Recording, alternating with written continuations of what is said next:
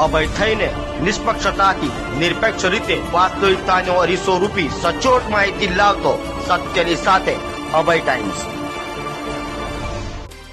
સુરતમાં દારૂ ઘુસાડવા માટે બુટલેગરો અવનવા ગતકડા અપનાવી રહ્યા છે, ત્યારે સુરતમાં મોટા પાયે રેલવે મારફતે દારૂ ઘુસાડાતો હોય, જેને લઈ સુરતમાં વિરારથી સુરત આવતી ટ્રેનમાં સુરત લવાયેલા વિદેશી દારૂના જથ્થાને સીઆરપીએફની ટીમે ઝડપી પાડ્યો હતો।